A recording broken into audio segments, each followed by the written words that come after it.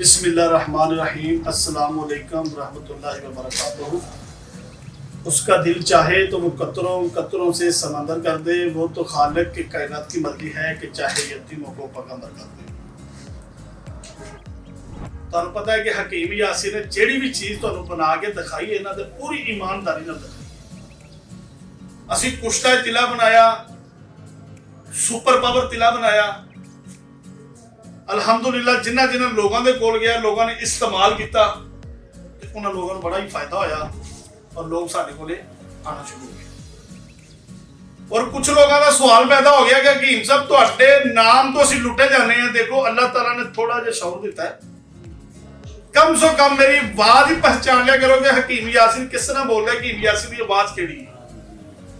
जदों तुसी मेरे नाम तो किसी और नूं पैसे भेज दोगे तो मैं जिम्मेदार नहीं। मेरे दो नंबर ने सिर्फ 0300 पूरा 85 75 378, दूसरा नंबर है 0318 100 पूरा 5378। ते तुहानू पता है कि हर महीने बाद मैं लाइव तिला जिहड़ा कुश्ता तिला बनाना ना, ਉਹਦੇ 2-2 4-4 कतरे लोगों ਨੂੰ मैं फ्री ਦੇ ਕੇ ਲੋਕਾਂ ਨੂੰ ਚੈੱਕ ਕਰਵਾਉਣਾ ਕਿ ਲੋ ਜੀ ਮੇਰਾ ਤਿਲਾ ਇਸਤੇਮਾਲ ਕਰੋ। ਤਿਲਾ ਲਾਉਣ ਤੋਂ ਬਾਅਦ ਇਨਸ਼ਾਅੱਲਾ ਤਾਲਾ ਤੁਹਾਨੂੰ ਜ਼ਿੰਦਗੀ ਦੇ ਅੰਦਰ ਜ਼ਰੂਰਤ ਨਹੀਂ ਪਏਗੀ। ਇੱਕ ਵਾਰੀ ਤਿਲਾ ਲਾਉਣ ਦੇ ਨਾਲ ਅਗਰ ਰਗਾਂ ਨੂੰ ਖੋਲ ਦੇ, ਪੱਠਿਆਂ ਨੂੰ ਖੋਲ ਦੇ, ਤਾਕਤ ਦੇ ਦੇਵੇ, ਪਾਵਰ ਦੇ ਦੇਵੇ ਤਾਂ ਫਿਰ ਤਾਰੀਫ ਕਰਨੀ ਪਏਗੀ ਤਿਲੇ ਦੀ ਕਿ ਨਹੀਂ। ਇਹਦੇ ਅੰਦਰ ਸਭ ਤੋਂ ਪਹਿਲੇ ਦੇਖੋ ਜੀ ਸਾਂਢੇ ਦੀ ਮੈਂ ਚਰਬੀ ਪਾਣਾ। ਸਾਂਢੇ ਦੀ ਚਰਬੀ ਦੇ ਫਾਇਦੇ ਤੁਹਾਨੂੰ ਪਤਾ, ਪਹਿਲੇ ਮੈਂ ਲਾਈਵ ਵੀਡੀਓ ਦੇ ਅੰਦਰ ਤੁਹਾਨੂੰ ਸਾਂਢੇ ਸਿਰ ਵੱਢ ਕੇ ਦਿਖਾ ਦਿੰਦਾ ਸੀ। ਜਦੋਂ ਤੁਹਾਨੂੰ ਮੈਂ ਲਾਈਵ ਸਾਂਢੇ ਤੇ ਸੱਪ ਵੱਢ ਕੇ ਦਿੰਦਾ ਸੀ। ਹੁਣ YouTube ਦੀਆਂ ਵੀ ਕੋਈ ਪ੍ਰਾਈਵੇਸੀਆਂ ਨੇ, YouTube ਦੀ ਵਜ੍ਹਾ ਤੋਂ ਲਾਈਵ ਸਾਂਢੇ ਸੱਪ ਤਾਂ ਨਹੀਂ ਵੱਢ ਸਕਦਾ, ਮਗਰ ਅੱਜ ਵੀ ਕੋਈ ਆ ਕੇ ਮੈਨੂੰ ਕਹੇ ਨਾ ਹਕੀਮ ਸਾਹਿਬ ਸਾਨੂੰ ਲਾਈਵ ਕਿਲਾ ਬਣਾ ਕੇ ਸੱਪ ਦਾ ਜਾਂ ਸਾਂਢੇ ਦਾ ਜਾਂ ਜੜੀ ਬੂਟੀਆਂ ਦਾ ਦਿਓ, ਤੇ ਮੈਂ ਦੇਣ ਵਾਸਤੇ ਬਿਲਕੁਲ ਤਿਆਰ ਹਾਂ। ਮੇਰੇ ਕੋਲ ਮੌਜੂਦ ਹੁੰਦਾ ਹੈ, ਮੈਂ ਕਿਧਰੋਂ ਲਿਆਣੀ ਨਹੀਂ। ਜੈਨੂਇਨ ਤਬੀਬ, ਜੈਨੂਇਨ ਹਕੀਮ ਆ। ਔਰ ਮੇਰੇ ਕੋਲੇ ਜਿਸ ਤਰ੍ਹਾਂ ਕਿ ਹਕੀਮ ਅਕੀਲ ਸਾਹਿਬ ਬੜੇ ਸੀਨੀਅਰ 2010 ਦੇ ਅੰਦਰ ਇਹਨਾਂ ਨੇ ਕੋਰਸ ਕੀਤਾ ਹੈ ਮਾਸ਼ਾਅੱਲਾ, ਬੜੇ ਪੁਰਾਣੇ ਕੀ। ਮੈਂ 14 ਦੇ ਅੰਦਰ ਕੋਰਸ ਮੁਕੰਮਲ ਕੀਤਾ ਹੈ ਔਰ ਇਹਨਾਂ ਨੇ 10 ਦੇ ਅੰਦਰ ਮੁਕੰਮਲ ਕੀਤਾ। ਔਰ ਅਸੀਂ 2003 ਤੋਂ ਇਕੱਠੇ ਆ। 2003 ਤੋਂ ਅਸੀਂ ਹਿਕਮਤ ਕਰਨੇ ਵੀ ਅਸੀਂ ਇਕੱਠੇ ਆ। ਔਰ ਇਹ ਬੈਦੁੱਲਾ ਹਕੀਮ ਸਾਹਿਬ ਨੇ ਜੀ, ਇਹਨਾਂ ਨੇ 2004 ਤੋਂ ਮਾਸ਼ਾਅੱਲਾ ਇਹਨਾਂ ਨੇ ਕੋਰਸ ਕੀਤਾ। 2004 ਦੇ ਅੰਦਰ ਇਹਨਾਂ ਨੇ ਕੋਰਸ ਮੁਕੰਮਲ ਕੀਤਾ ਜੀ।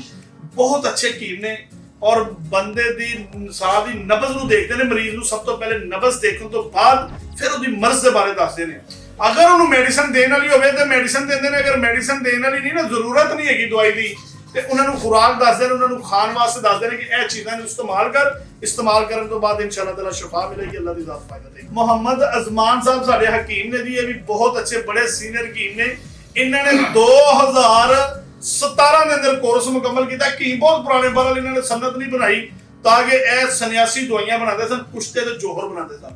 ਉਹਦੀ ਵਜ੍ਹਾ ਤੋਂ ਸਨਅਤ ਇਹਨਾਂ ਨੇ ਗੌਰ ਨਹੀਂ ਕੀਤਾ, ਮਗਰ ਇਹਨਾਂ ਨੇ 17 ਦੇ ਅੰਦਰ ਆ ਕੇ ਆਪਣੀ ਸਨਅਤ ਬਣਾਈ ਤਾਂ ਕਿ ਜਦੋਂ ਇਹਨਾਂ ਨੂੰ ਪਤਾ ਲੱਗਾ ਕਿ ਹੁਣ ਮੈਂ ਦਵਾਖਾਨਾ ਤੇ ਜਾ ਕੇ ਬੈਠ ਨਹੀਂ ਸਕਦਾ ਅਗਰ ਮੇਰੇ ਕੋਲ ਸਨਅਤ ਨਾ ਹੋਵੇ। ਡਿਗਰੀਆਂ ਹੋਣੀਆਂ ਵੀ ਜ਼ਰੂਰ ਕਾਨੂੰਨ ਦੇ ਮੁਤਾਬਕ ਬੈਠਣਾ ਚਾਹੀਦਾ। ਜਿਸ ਤਰ੍ਹਾਂ ਕਿ ਸਾਡੇ ਤੁਸੀਂ ਦਵਾਖਾਨੇ ਦਾ ਸੈਟਅਪ ਦੇਖਿਆ, ਸਾਡੇ ਕੋਲੇ ਗੈਸ ਔਰ ਬਾਲਟੀਆਂ ਵੀ ਅਸੀਂ ਰੱਖੀਆਂ ਨੇ, ਸਭ ਕੁਝ ਮੌਜੂਦ ਹੈ ਸਾਡੇ ਕੋਲੇ। ਬਹਿਣ ਵਾਸਤੇ ਜਗ੍ਹਾ ਮਰੀਜ਼ਾਂ ਦੇ ਅਲੱਗ, ਵਾਸ਼ਰੂਮ ਅਲੱਗ, ਮਰੀਜ਼ ਚੈੱਕ ਕਰਨ ਵਾਸਤੇ ਕਮਰਾ ਅਲੱਗ, ਦਵਾਈਆਂ ਦਾ ਸਟੋਰ ਅਲੱਗ, ਹਰ ਚੀਜ਼ ਅਸੀਂ ਜਿਸ ਤਰ੍ਹਾਂ ਦਾ ਹੱਕ ਹੈ ਉਸ ਤਰ੍ਹਾਂ ਬਣਾਈ। ਔਰ ਉਸ ਤੋਂ ਬਾਅਦ ਕੁਝ ਲੋਕ ਕਹਿੰਦੇ ਜੀ ਹਕੀਮ ਸਾਹਿਬ ਸਾਨੂੰ ਐਸੀ ਦਵਾਈ ਸਰਦੀ ਦੇ ਅੰਦਰ ਦੇ ਦਿਓ ਕਿ ਜਿਹੜੀ ਇੱਕ ਵਾਰੀ ਖਾਈਏ ਤੇ ਦੁਬਾਰਾ ਜ਼ਰੂਰਤ ਨਾ ਪਵੇ। ਇਸ ਤਰ੍ਹਾਂ ਦੇ ਵੀ ਸਾਡੇ ਕੋਲ ਜੋਹਰ ਹੈ ਨੇ, ਇਸ ਤਰ੍ਹਾਂ ਦੀਆਂ ਵੀ ਸਾਡੇ ਕੋਲ ਦਵਾਈਆਂ ਬਿਲਕੁਲ ਜ਼ਰੂਰ ਨੇ।